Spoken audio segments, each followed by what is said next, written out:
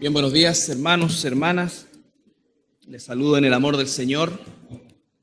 Y bueno, y también la oportunidad que nos da la internet de hacer esta transmisión en vivo para muchos hermanos y hermanas y personas que ya son habituales de esta transmisión, que han seguido a lo largo de todo este año el estudio de Efesios. También queremos bendecirle y darles gracias al Señor por cada uno de ustedes también.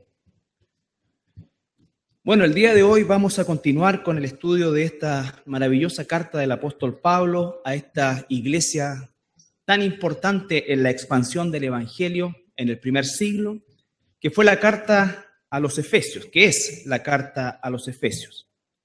Una carta con 6 capítulos que definitivamente tiene un esquema bien establecido en relación a lo que significa la primera parte de lo que es, podríamos decir, y por favor, en un concepto casi figurativo, un marco teórico, de quiénes somos y quiénes somos en Cristo. Cuáles son las implicancias teológicas de ser un hijo de Dios y de ser un cristiano. Pero esos primeros 3 capítulos no serían nada o no cumplirían ningún propósito más que probablemente el de exaltación personal, porque utiliza términos muy relevantes, que si no estamos bien puestos los pies en Cristo, podemos resultar orgullosos incluso de esa condición. Desgraciadamente, no es infrecuente escuchar expresiones, ¿no es cierto?, como que tú eres hijo del rey, somos hijos del rey, no merecemos esto, nuestro rey tiene todo el dinero, y todas estas cosas que muchas veces se escuchan producto de una enseñanza torcida y que derivan en un concepto de orgullo totalmente ajeno al resultado que verdaderamente debe suceder a partir de este marco teórico de quiénes somos en Cristo. Y lo importante de cada uno de los aspectos que tienen que ver con nuestra forma de conducirnos, que tienen que ver con nuestra forma de hablar, que tienen que ver con nuestra forma de tener paciencia, más allá de lo que humanamente cada uno de nosotros puede tener una dosis X, ¿ya? Algunos más que otras. Pero cuando estamos hablando, por ejemplo, de la paciencia espiritual como fruto, entonces, antes dice, sed llenos del Espíritu, sed llenos del Espíritu. No dice, llénate del Espíritu como si yo manejara al Espíritu. No.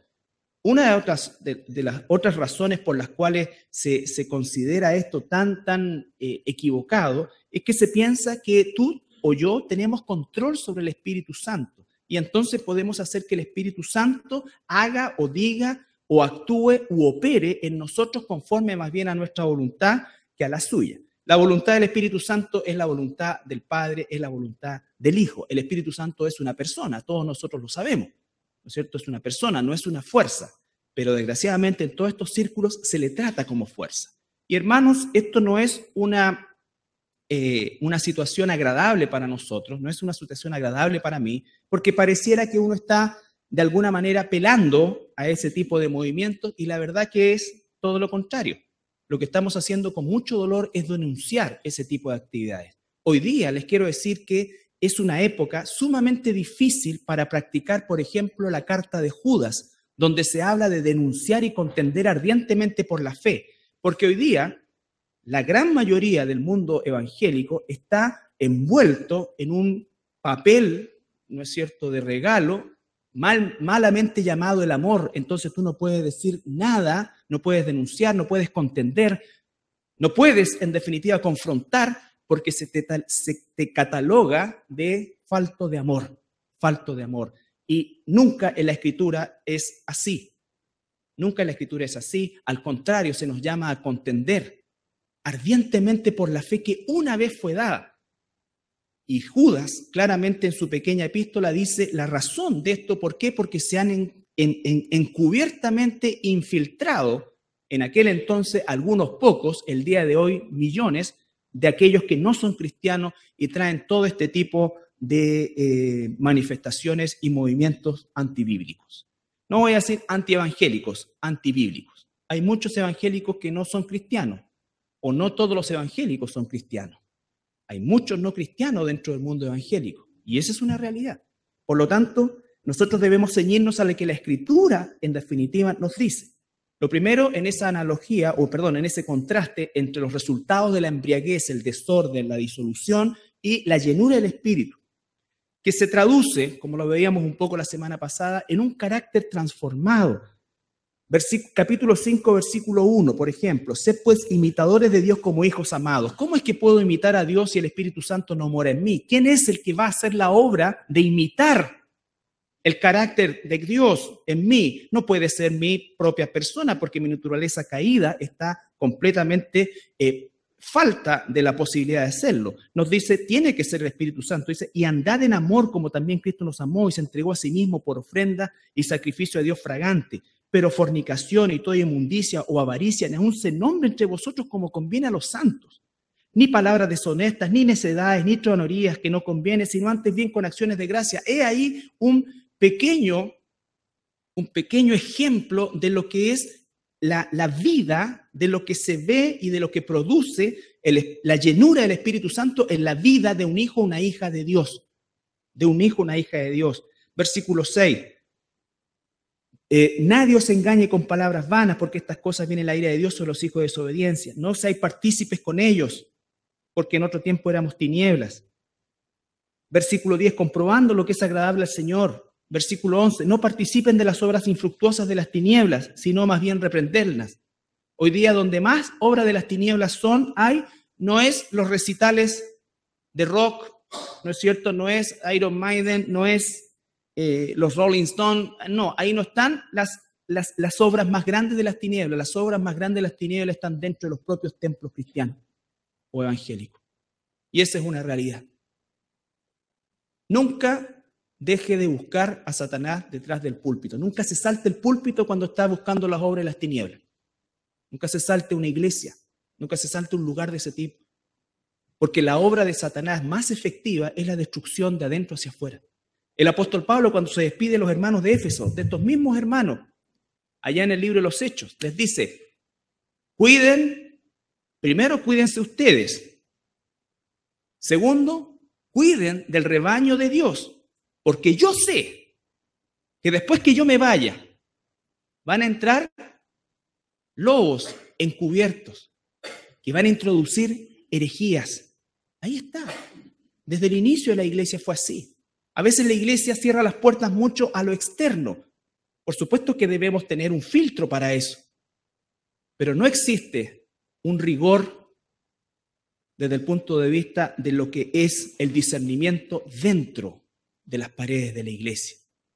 Porque existe ese extraño fenómeno de evadir bajo cualquier pretexto el discernimiento, la denuncia, el acercarse, el comprobar. No existe muchas veces eso. Más bien la gente muchas veces dice, ¿sabes qué? No, en realidad mira lo que hace el otro, no me importa, yo voy ahí, escucho la palabra y adoro al Señor. Entonces, te quiero decir que tú eres parte de un cuerpo. Que tú eres parte de un cuerpo. Que esto no es un archipiélago, sino que es un continente. Estamos todos unidos, entrelazados. Y todos nos vemos afectados para bien o para mal de la acción pecaminosa o de la acción virtuosa de los miembros de la iglesia. Tu vida le pertenece al Señor y tu vida se debe en primer lugar a la iglesia. A la iglesia. Entonces, todos esos conceptos son absolutamente soslayados, ya sea por ignorancia o ya sea por conveniencia, por parte de la gran mayoría del pueblo de Dios. Porque de no ser así, las manifestaciones apóstatas serían mucho menores. Pero ¿por qué es que tienen tanta rienda suelta y cheques en blanco? Es porque la propia iglesia se los da. Es porque la propia iglesia se los da. Y eso, hermanos, es pecado. Porque la esposa de Cristo tiene que presentarse sin mancha, sin arruga. Y eso no significa que los cristianos no pecamos, significa que vamos en el camino correcto, recto, y que obedecemos su palabra. Otra de las consecuencias o de los resultados de esta llenura del Espíritu está en el versículo 19. Hablando entre vosotros con salmos, con himnos y cánticos espirituales, cantando y alabando al Señor en vuestros corazones. Un hijo, una hija de Dios, en su corazón tiene tanta gratitud a Dios que lo revela o lo expresa también a través del canto. El canto ha sido, sin duda alguna, primero que nada, es una creación de Dios. La música es una creación de Dios. La música ha sido fundamental y es fundamental a lo largo de toda la Escritura. Toda la Escritura nos muestra la presencia de la música, de la alabanza desde el punto de vista de la música. Dicho sea de paso, alabar a Dios no es solamente cantarle a Dios, esa es una parte. De hecho, si nuestro corazón no es recto ante Dios, nuestra alabanza o nuestra canción o lo que cantamos, por muy espiritual o cristiana que sea la letra, es como un címbalo que retiñe, no tiene ningún efecto desde el punto de vista más que emocional. Por eso es tan importante también cuán recta está mi vida con el Señor, cuán potente es mi alabanza expresada en una canción hacia Dios. Lo primero que dice ahí en el versículo 19 es hablando. Dice acá entre vosotros con salmos, porque tenemos que contextualizar el pasaje. En el Nuevo Testamento, obviamente cuando Pablo está escribiendo esto, los hermanos de aquella época no tenían los escritos que tenemos nosotros, el Nuevo Testamento. Probablemente a estas alturas estuviesen circulando el Evangelio de Marcos o una primera edición de él. Por lo tanto, los hermanos lo que tenían era el Antiguo Testamento, que es también la palabra de Dios, por supuesto, y era muy común que entre los hermanos se animaran compartiéndose salmos. Ellos no tenían la posibilidad de tener tantas Biblias como nosotros tenemos hoy día en nuestras manos de todo tipo, sino que tenían probablemente algunos trozos o manuscritos, ¿no es cierto?, que podían compartir entre ellos. Entonces ellos memorizaban y uno de los libros que más memorizaban eran los salmos, porque los salmos expresan justamente, y eran cánticos de partida, expresan el corazón de un hijo o una hija de Dios. Ellos se han encontrado, por ejemplo, en las catacumbas, salmos escritos en varias partes, en muchas partes, ¿no es cierto? Porque era la forma en que ellos se transmitían ánimo, se transmitían sobre todo en las condiciones de persecución que se encontraban. Entonces, cuando dice hablando salmos, no está necesariamente diciendo cantando, sino que compartiendo. ¿Qué es lo que compartes tú con tu hermano? Y por supuesto, dice entre vosotros. No saco nada con compartirle un salmo a un inconverso. No digo que nunca lo haga, pero el inconverso está muerto espiritualmente. Esto está circunscrito al pueblo de Dios. ¿Cómo es que yo te animo a ti? Un inconverso puede pensar que es un buen pensamiento, pero es palabra de Dios y es Dios mismo dándole ánimo a estos hermanos y a nosotros cuando compartimos una palabra. Entonces el Espíritu Santo, cuando nos llena y cuando estamos llenos del Espíritu Santo y hemos estudiado y estamos en la palabra y estamos amando a los hermanos, les compartimos. Un hermano el miércoles pasado me compartía el descubrimiento, porque son descubrimientos de la Santa Cena en su vida. Algo que hacemos muchas veces sin toda la profundidad que debiera ser, ¿no es cierto? Y comparte eso y me comparte eso y nos llenamos de gozo, porque eso también me anima a mí. Entonces la pregunta es, ¿qué hablamos entre los cristianos? Y con esto no quiero ser un legalista que diga que nunca hablemos de ninguna otra cosa que no sea la Escritura, porque somos pecadores y Dios nos da incluso la posibilidad de hacerlo. Es posible que hablemos de fútbol, es posible que comentemos algo, es posible que hablemos de política, todo dentro de los márgenes que como hijos de Dios debemos conservar. Pero cuando nunca hablamos entre los hermanos palabra de Dios, eso es pecado. Cuando lo que más sale de nuestra boca no es palabra de Dios, eso es pecado. Por supuesto que hay tiempo para compartir, ¿no es cierto? El momento de cachese, se puede compartir eso, se puede compartir esta acá, se puede compartir una película, se puede conversar sobre la situación, sobre la contingencia, pero ¿cómo es? Parece que hay puros colocolinos. Pero ¿cómo es la realidad de nuestro compartir como cristianos? ¿Cómo es que compartimos? ¿Qué compartes tú, por ejemplo, los que somos casados con tu esposa? ¿Le compartes algo de Dios diariamente? ¿Hay conversaciones de Dios diariamente? Y no filosofar de Dios, sino que hablar sobre la palabra de Dios. Fíjense que una de las características del programa de la iglesia es este estudio sistemático, o el estudio sistemático, tanto el día miércoles, los varones, las mujeres, todo. Por lo tanto, la idea es que, como muchas veces las personas dicen, pucha, es que yo no sé qué leer, lea lo que estamos leyendo. A esta altura de prácticamente un año de estudio de Efesios, que son 6 capítulos, ya lo deben haber leído por lo menos unas 10 veces. Por lo menos unas 10 veces. Ya debieran haber versículos memorizados. ¿Por qué? Porque Dios te va a enseñar mucho más de lo que yo en una hora te puedo enseñar acá, transmitir acá. Dios va a profundizar en ti de manera particular. Esto es solamente un esbozo. Así como mi hermano me compartía acerca de la Santa Cena. ¿Cuántos versículos y en la enseñanza de la Santa Cena podríamos tener? Muchos. Muchos. Pero entonces tú tienes, y eso de repente va a ser la llenura del Espíritu te va a dar algo y tú vas a tener ganas de compartirlo.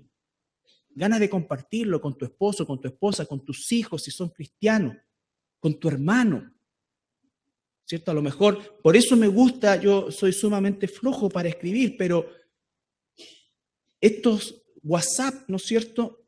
Como los hermanos, desde las 7:15 de la mañana, todos los días, incluido el sábado, ¿no es cierto? Si no fueran salmos llamaría, pero como son salmos y son ánimo, todo eso. Eso. Compartir un salmo, compartir eso. Por poner un ejemplo, no estoy diciendo que ahora hay que hacer grupos no, que tiene que ser algo espontáneo. Oye, yo me tuve que salir de mi grupo de ex compañeros de la universidad, de ex compañeros del liceo, porque obviamente el 99,9% era o chistes cochinos, o política, o esta cosa acá y allá. Entonces tú tienes que salirte de eso. ¿Ya? Mandaste un par de cosas y nadie pescó, pero no puedes seguir recibiendo esa basura. No puedes seguir recibiendo esa basura. Entonces, también, ¿cómo es que no se trata de aislarse del mundo y soy el súper santo? No, porque ¿sabes qué? Si veo uno de esos videos que mandan, voy a pecar. Porque soy tan depravado mentalmente, al igual que tú probablemente, que yo sé que no puedo ver eso, no debo ver eso. Porque me va a generar un pensamiento que ofende a Dios. Corta mi comunión por Dios. No me separo de ellos porque soy muy bueno, me separo de ellos porque probablemente soy más malo que ellos. Y necesito santidad. Necesito santidad. Entonces, eso es en definitiva cuando dice hablando salmos. Hablando salmos, hablando la palabra de Dios. Comparte la palabra de Dios. Vamos a Efesios 4:29, ahí mismo. Voy a sacar el reloj porque pierdo la noción del tiempo. Vamos a comprar un reloj grande que vi el otro día en Santiago. Bueno, la otra vez, así gigante, así para mirarlo. Pero no así con números, sino aparecer esa cuestión que saca. Tiene que ser análogo. Efesios 4:29. Va a aparecer carnicería o farmacia.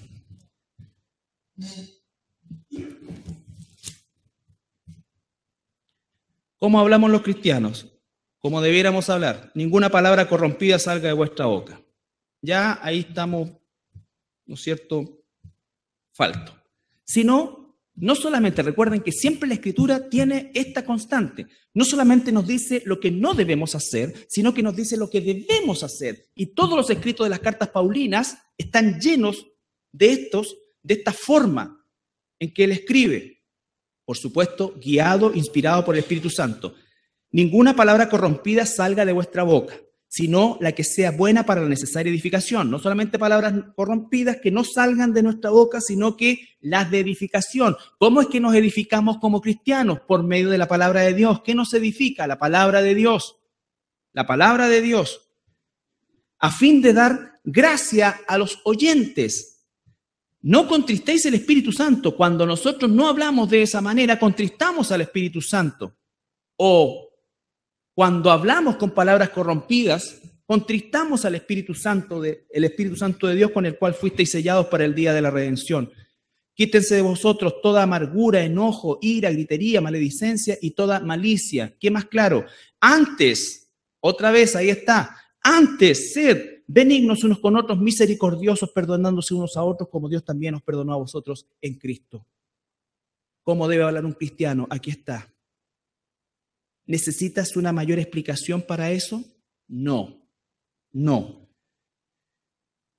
Cuando la gente dice, es que yo no entiendo la Biblia, yo creo que no quiere entender muchas veces. Colosenses capítulo 4, versículo 6.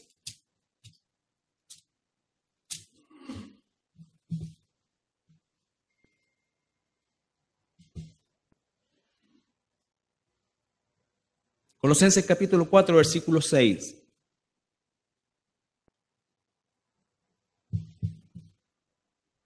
Sea vuestra palabra siempre con gracia, sazonada con sal. Gracia no es meloso, ¿ya? Gracia no es lisonja. Gracia es realmente lo que voy a decirle a este hermano. Es porque quiero edificar en su vida y compartir la palabra de Dios, no para que él me vea como más espiritual, no para hacerle sentir mal, lo mismo que cuando hacemos una corrección, pero hay que decirlo. Hay que decirlo con gracia. La gracia, aquello que no merecemos, porque probablemente yo debiera también ser corregido con gracia. Entonces, en el temor del Señor, hacemos una corrección, compartimos acerca de Dios, pero debemos hacerlo con gracia. Dice sazonada con sal, no una brutalidad, para que sepáis cómo debéis responder a cada uno. Muchas veces la vida nuestra, gran parte de ella, pasamos respondiéndole a personas, respondiéndole a hijos, a trabajadores, respondiendo. Entonces, debemos siempre tener palabras de gracia. Siempre palabras de gracia. Tito 2.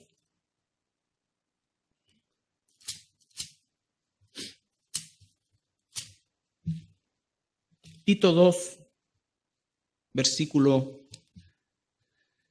Ay, tan bueno esto. 1 al 8.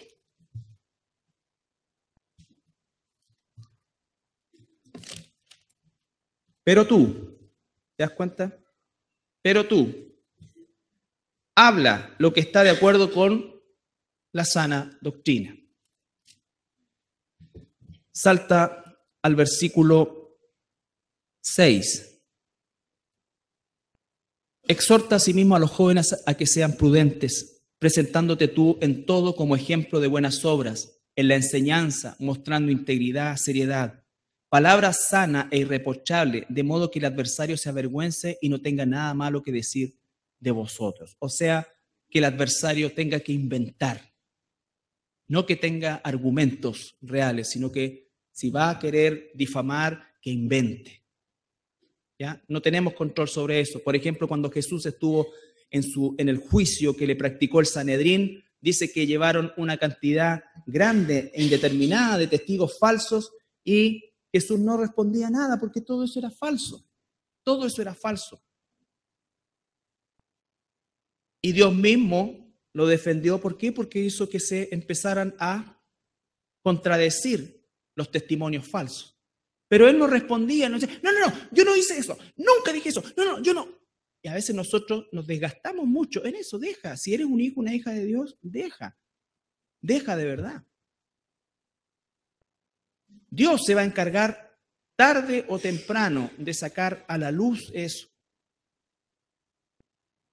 Muchas veces incluso personas honestas que han tenido una opinión mala de uno por causa de decisiones en el pasado o de situaciones que han ocurrido y que muchas veces por guardar de alguna manera parte de la integridad de las personas, ¿no es cierto? Uno calla muchas cosas, pero el tiempo después, los años en algunos casos, han llegado personas y realmente se han dado cuenta o han descubierto de otra manera la situación que uno años atrás, ¿no es cierto?, estaba haciendo o diciendo o ejecutando para proteger a la iglesia. Y ha habido gente honesta que lo ha hecho, otra que no lo ha hecho, pero ese no es el punto. El punto es que cómo es que debemos hablar nosotros. Dice, palabra sana e irreprochable.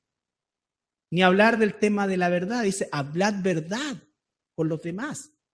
Ser una persona veraz.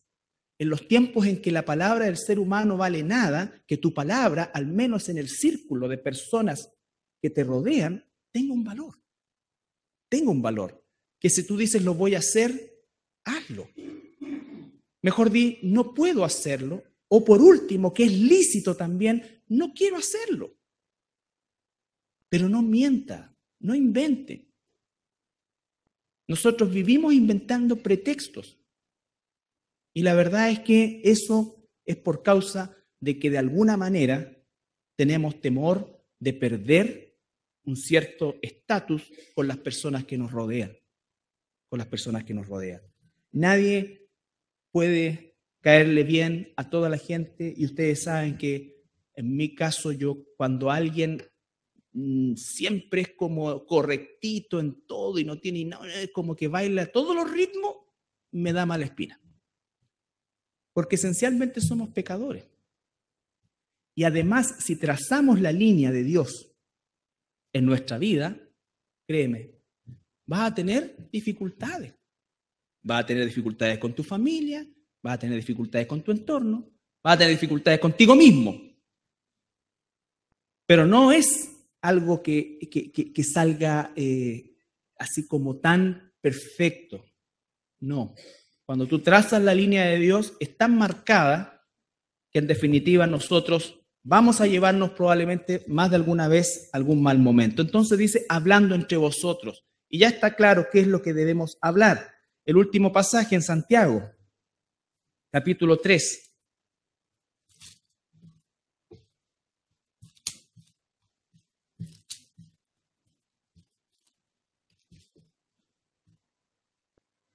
Versículo 8.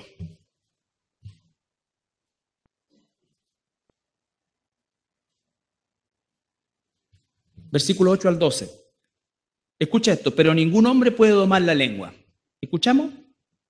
Por lo tanto, el único que la puede domar es el Espíritu Santo. ¿Ya? Porque por naturaleza no podemos. No podemos. Ningún hombre puede domar la lengua, que es un mal que no puede ser refrenado, lleno de veneno mortal. Eso es lo que Dios dice de nuestra lengua natural. ¿Ya? Con ella bendecimos al Dios y Padre y con ella maldecimos a los hombres que están hechos a semejanza de Dios. No está hablando ahí de cristiano o no cristiano, está hablando del colectivero que se te atravesó, ¿no es cierto? Está hablando de la misma boca proceden bendición y maldición. Hermanos míos, esto no debe ser así. ¿Cuánto nos atraviesa como un cuchillo caliente, ¿no es cierto? Cada una de estas cosas. Pero debemos seguir luchando contra eso, contra nuestra pecaminosidad. El cristiano verdadero reconoce esto, se duele de verdad, porque fallamos a Dios, fallamos a la gente. Hermanos míos, ¿puede acaso la higuera producir aceitunas o la vid higos? Así también ninguna fuente puede dar agua salada y agua dulce. ¿Ya? Agua salada y agua dulce. Volvamos a Efesios.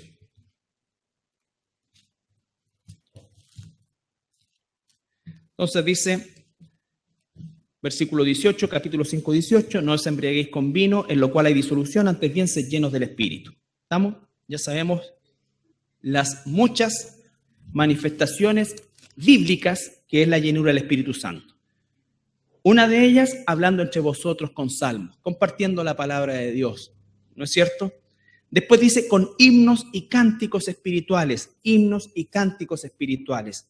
Hay una diferenciación entre himno y cánticos espirituales, ¿no es cierto? Los himnos normalmente se circunscribían a los salmos cantados y los cánticos eran expresiones de júbilo, algunas veces espontáneas, otras veces, ¿no es cierto?, escritas, pero que hablaban de la obra de Dios en nosotros. Por ejemplo, tenemos en el Antiguo Testamento el canto de Barak, ¿no es cierto? ¿Cómo se llama esta hermana? Débora y Barak, ¿no es cierto? Cuando triunfan, Débora y Barak, cuando triunfan, ¿no es cierto?, en la batalla, cantan, eso es espontáneo, eso no estaba escrito. Quedó escrito, pero no estaba escrito. Grande eres, Señor, ¿no es cierto? Por ejemplo, cuando María es visitada por el arcángel Gabriel, ¿no es cierto? Y ella después canta. He aquí la sierva del Señor. Todo eso es un cántico espontáneo. ¿Ya? Es un cántico espontáneo. Por lo tanto, ambas cosas dice que están dentro de esto, pero obviamente eso es absolutamente entendible y cristocéntrico. Ustedes cuando escuchan esos cantos que son cantos de júbilo, el canto de María es un canto de júbilo. Ella no dice,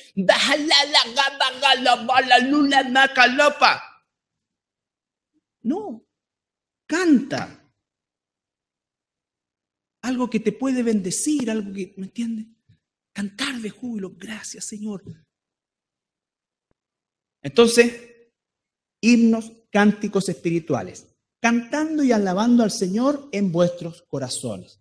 O sea, el cristiano no solamente canta con su boca, sino que realmente su vida, porque recuerden que la palabra corazón en el pensamiento hebreo, y aunque esto está escrito en griego originalmente, pero quien lo escribe es un hebreo de hebreos, el apóstol Pablo, el corazón era el todo, la mente, los sentimientos, las emociones, o sea, todo mi ser está verdaderamente volcado en el canto. Por eso es tan importante el canto y la música. Por eso las canciones, los himnos, las alabanzas son parte de un servicio. Parte de un servicio son las alabanzas, parte del servicio es la palabra, parte del servicio debe ser la ofrenda, parte del servicio debe ser el compartir juntos la cena del Señor. Son elementos que independiente cómo los manejes, ¿no es cierto?, cómo los ordenes, tienen que estar dentro de un servicio. Tienen que estar dentro de un servicio. Cuando el pueblo de Dios canta. Por eso es tan importante también todo lo que nos dice acerca de la música a lo largo de la Escritura. En Colosenses 3:16.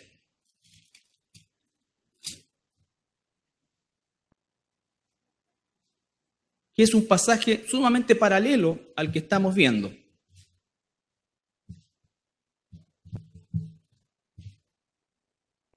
Colosenses 3:16.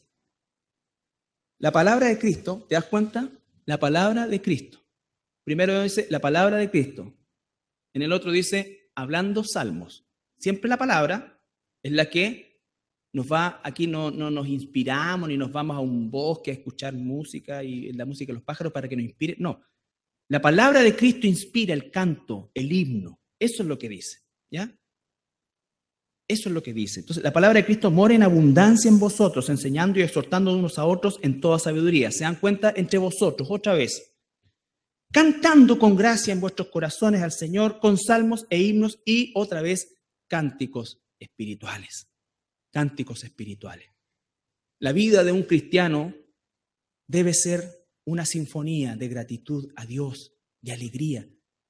Por eso la amargura es tan contraria a la vida de un verdadero cristiano. Un cristiano amargado, ¿no es cierto?, que está como para darle el premio limón, que realmente es absolutamente independiente de las situaciones que a todos nos tocan vivir, algunos más que otros. Pero tenemos aquí a la iglesia primitiva cantando. La historia nos dice, historia contada por los romanos, por historiadores romanos, como Tácito, dice que la gente en el circo romano, ¿no es cierto?, al principio todo el fervor de que carne para los leones, familias enteras de hermanos nuestros. Pero en un momento determinado dice que la gente se silenciaba porque quedaba impactada de cómo esas familias iban cantando cánticos espirituales de gozo, de alegría. Esa es la diferencia. Esa es la diferencia. Y eso provocaba, y a través de eso, Dios evangelizó y llamó a muchas de sus ovejas que estaban en esas propias gradas, soldados, gente del vulgo, que disfrutaba de estas carnicerías, ¿no es cierto? Llegaba a quedarse atónita de escuchar ese canto. Y ¿sabes qué? Es muy probable, la Biblia no lo dice, y por favor, esto no es doctrina, no es nada de eso, simplemente es un pensamiento. Así como Esteban, cuando estaba siendo apedreado, él ve la luz, el cielo abierto. Dios, es muy probable que a esa gente, a esos hermanos, les haya concedido un estado en el cual quizás, no estoy diciendo que no haya sido así, quizás su sufrimiento fue aplacado por algo que Dios les dio en ese momento, porque estaban también llenos del Espíritu Santo, porque no temían a los leones, tenían temor de Dios, tenían temor de fallarle a Dios, tenían temor de negar a Dios. ¿Cuán lejos estamos de eso? Años luz. Pero sin duda alguna hay situaciones en nuestra propia vida que nos van a llevar a tener una actitud valiente. La valentía se tiene que transmitir a lo largo de toda la historia de la iglesia y siempre se demanda de los hijos e hijas de Dios valentía frente a estas situaciones. Entonces el cántico cumplía y cumple y cumplirá, porque no se olviden que en el cielo una de las cosas que vamos a hacer también es cantar. Cantar. Cuando Jesús terminó la última cena, dice que cantaron un himno y se dirigieron al Getsemaní. Él sabía qué le iba a suceder, pero igual cantó. No le dijeron, ¿y qué te pasa, Jesús? No, es que van a crucificar, ¿cómo voy a cantar? ¿Cómo voy a cantar si mira lo que estoy pasando? No, cantando al Calvario. Eso es llenura del Espíritu.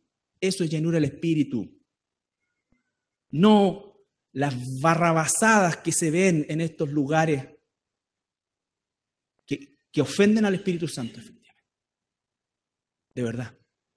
Yo les dije la semana pasada, iba a colocar un par de videos para que sobre todo la gente que a lo mejor nunca ha estado en un lugar así, viera qué es lo que sucede. Pero me dio vergüenza y dije no. No, porque abajo debería ponerse como prohibido para, no sé, imposible de poder soportar siquiera. Soportar siquiera. Y vuelvo a insistir, no lo estoy hablando desde un concepto de super... No, quiera Dios que nunca usted piense ni de mí ni de nadie eso, porque todos somos pecadores salvados por gracia y todos estamos en un proceso de remodelación doloroso, pero fructífero,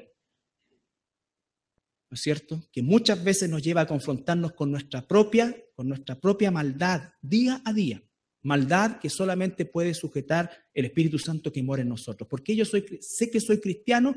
Primero que nada, porque Dios así lo dice, ¿no es cierto?, en su palabra, que el que pone su fe en Él. Pero ¿por qué yo cada día me doy cuenta que sí soy cristiano? Es por el nivel de dolor que me provoca mi propia maldad, no la de los demás.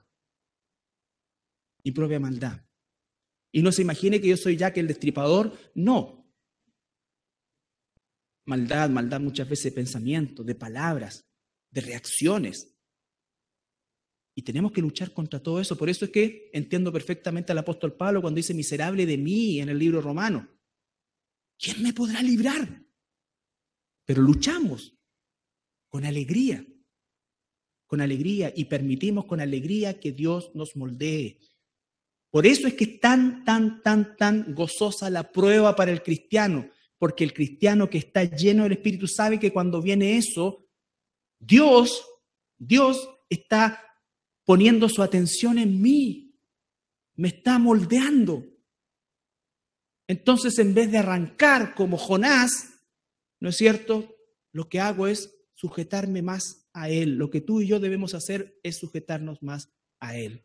Pero debemos estar llenos del Espíritu Santo. Y para estar lleno del Espíritu Santo, la palabra, la iglesia, no puede alguien estar lleno del Espíritu Santo apartado de la iglesia. siendo un cometa que aparece cada cierto tiempo. No. Apartado de Dios. Alguien dice, mira, yo en realidad me aparté de la iglesia, pero no de Dios. Quiero decirte que las dos cosas vienen juntas. No se separan. No se separan. Es como que si tú sacaras el ojo, ¿no es cierto? Y el ojo te dijera, mira, en realidad yo miro yo solito. No, no, no. Apenas te fuiste desmembrado, te moriste. Te moriste. ¿Ya? Entonces, para ir terminando, la importancia de la música. La importancia de la música, y este es un tema gigantesco, es un tema controvertido, es un tema donde constantemente tenemos que estar buscando el justo equilibrio de Dios entre una buena calidad musical, porque aquí tampoco se trata de que alguien se levante y diga, mire hermano, yo en realidad canto súper mal, pero yo quiero cantarle al Señor. Entonces yo le diría, mejor quédate sentado nomás y canta desde ahí. Alaba al Señor desde ahí sin micrófono para que no nos hagas daño a nosotros, no peques. ¿Ya? O yo, hermano, mire, yo tengo fe que el Señor me va a enseñar a tocar el teclado, ya sube, 1, 2, 3, oremos, Señor. Y si no te sabiste, anda a sentarte también. Alaba desde ahí. Porque no tienes que estar aquí para alabar.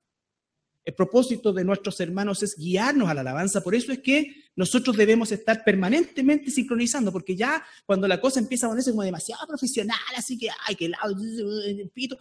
A ver, para. Porque podríamos eliminar todo esto. Está bien, queremos dar un buen, entre comillas, servicio, que la gente realmente pueda concentrarse y encontrar esa profundidad. Por eso tiene que haber un cierto grado también de talento dado por Dios. Porque si tú estás cerrando tus ojos y está la persona cantando acá, Dios te bendiga. No. Es difícil concentrarse. Pero por otro lado, no podemos ir al otro extremo, que son los verdaderos show arriba del púlpito, donde las personas que cantan son artistas profesionales. Y entonces cantan tan lindo que tú no te atreves a cantar porque vas a echar a perder la cuestión. ¿Me entiendes? Se mandan de repente unos solos así y son profesionales. Son profesionales. Entonces, vuelvo a insistir, es una situación que siempre vamos a tener discusión después, ni hablar de los ritmos y todas estas cosas que en definitiva son cosas que van entrando en la iglesia. Entonces, ¿qué es lo que mejor puede guiar a la iglesia a cantar? Porque hay que cantar, esto no se trata de eliminarlo, porque es parte de la adoración. Es sumamente importante. Es sumamente importante. Pero tenemos que estar permanentemente monitoreándonos unos a otros, teniendo claridad en eso. Las personas que están aquí arriba no son profesionales. Y cuando alguien me dice, a veces se anduvieron desafinando, gracias Señor, porque eso ratifica que son hermanos y hermanas que tienen la misión de guiar a la iglesia en adoración, en alabanza. Y tú y yo tenemos la misión de cantar estas canciones, ¿no es cierto?, con un corazón limpio. Con un corazón limpio, no con un corazón cargado al pecado o con un corazón que solamente repite algo y que tiene una emoción, pero no tiene una pasión por el Señor Jesús. Por eso es que las letras son tan importantes también. A mí había una canción que me gustaba mucho, que canta un hermano que es cieguito. Me gustaba la canción, pues yo entendía que era para Jesús, pero un día mi señora me dice, pero ¿sabes qué? Que no nombra a Jesús en ninguna parte. Y puede ser hasta una canción romántica y hasta para un homosexual, porque habla de un varón, pero nunca nombra a Jesús. Nunca nombra a Dios. Y tiene razón. Y entonces, para afuera el ciego.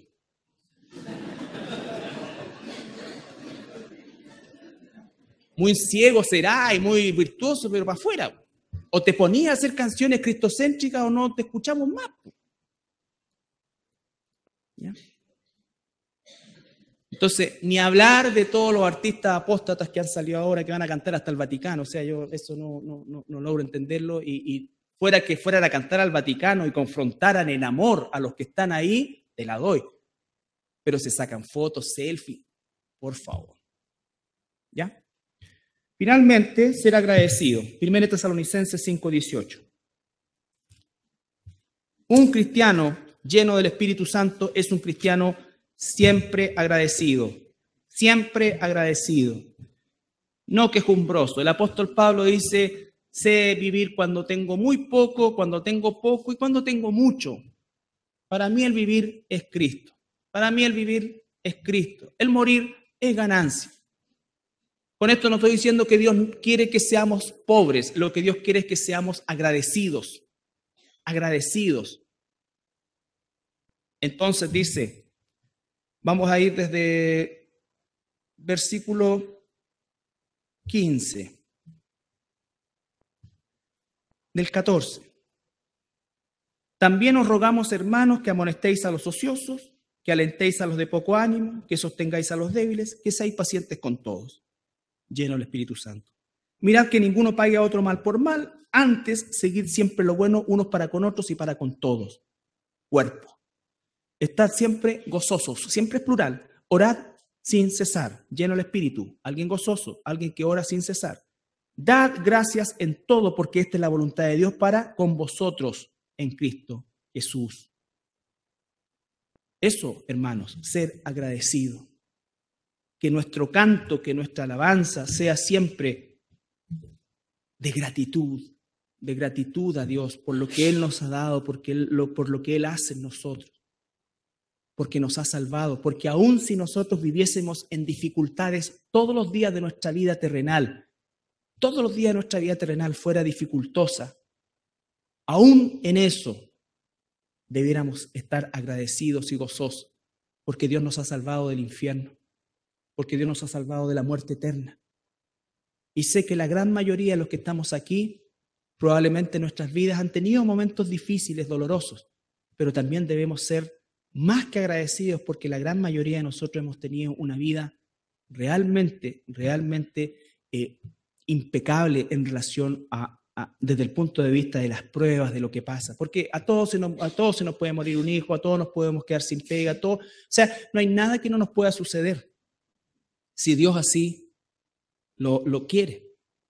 Pero el mismo que nos da la prueba, si estamos llenos del Espíritu Santo, ¿sabes qué va a pasar?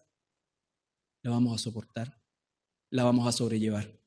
Y eso, hermanos, es algo que uno ve también y le da gracias a Dios por esos hermanos y hermanas que han tenido situaciones sumamente difíciles, que de un abrir y cerrar de ojos han perdido todo lo que les costó años quizás construir, que en un segundo se pierde la vida de un hijito, que en un segundo, ¿no es cierto? Y no por causa propia, ¿no? Ha perdido parte de la funcionalidad de su cuerpo por un borracho que lo atropelló o que lo chocó. Sin embargo, llenos del Espíritu Santo, no solamente sobrellevan esas cargas, ese dolor, que probablemente los acompañará a lo largo de toda su existencia, pero aún ahí, un cristiano puede y debe ser gozoso. ¿Nos ponemos de pie para orar?